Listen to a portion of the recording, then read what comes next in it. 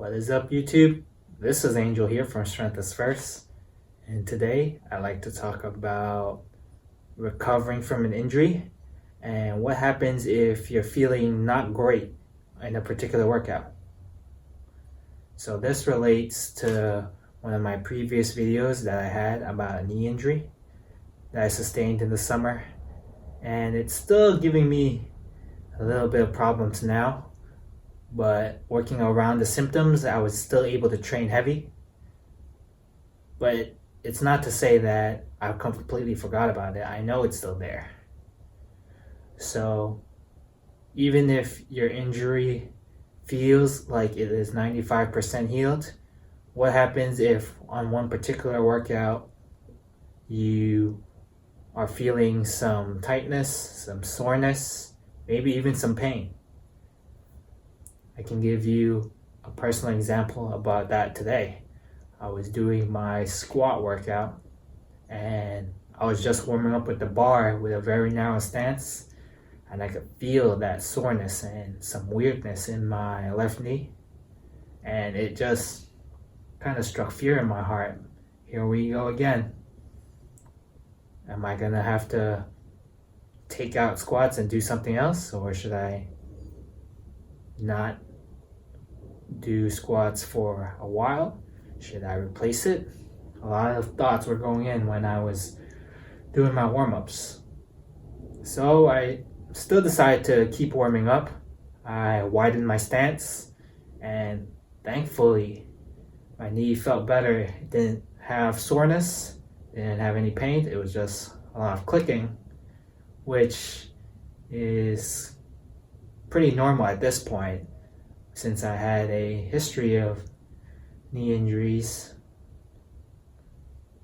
May or may not be related to weightlifting. I used to play a lot of basketball, but that's besides the point. Right now, my knee is feeling great after the workout. It felt great during the workout. So I adjusted and made sure that I was feeling good and I was causing myself no pain. But what if the situation was different from you and you are feeling pain as you continue to warm up higher and higher? You gotta check your ego. You have to make a judgment call there and just not risk furthering injuring yourself. When your body's in pain, it's letting you know that something's wrong. You don't need to keep pushing because your body needs to heal something that is pre-existing. And definitely in my case, I am super eager, super impatient when it comes to letting things heal at its natural rate, and for the time being you're not able to do a specific movement that causes it pain. And man, it just sucks. It feels like you're not really doing anything that is worth your time in a way. You will know that if you want to improve your squat, you need a squat. But if you have knee pains during your squat, what other exercise can directly translate 100% to help your squat? In reality, there probably is none. But given the fact that you're injured, you're going to take really anything so that you can continue to train and make sure you progress. This is also to say that this is one of the first times I trained heavy with an injury, and I felt no more pain afterwards. And moving forward, what's there to come? Because in the past, I've usually let injuries heal completely. I would, for example, knee injuries, I would just not squat at all.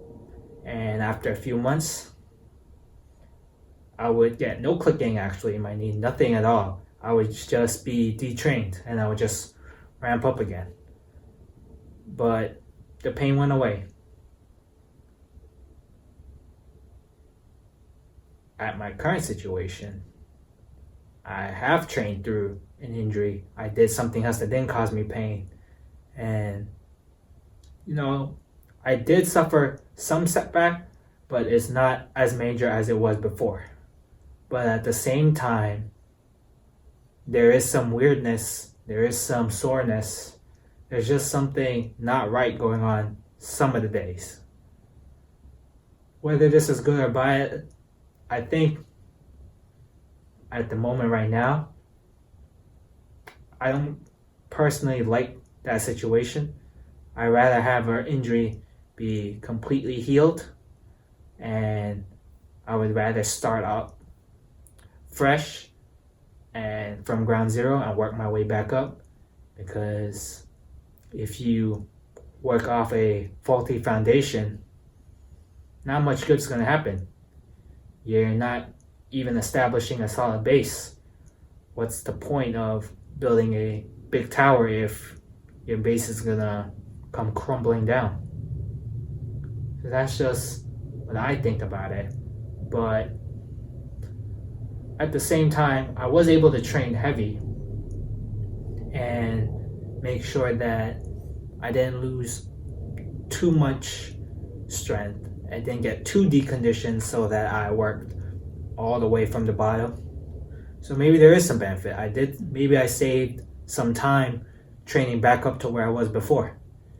Maybe I saved in the retraining phase, rehab phase. Maybe I saved maybe a couple months, 6 weeks, 2 months.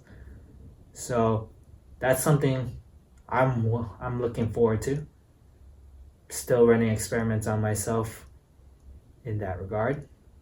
So that's just my experience with training right after an injury heals, and what happens if something flares up. So I hope this is helpful, guys, and let me know what you guys have done when there's a flare up after you've healed an injury, which may or may not have worried you. So talk to you guys next time.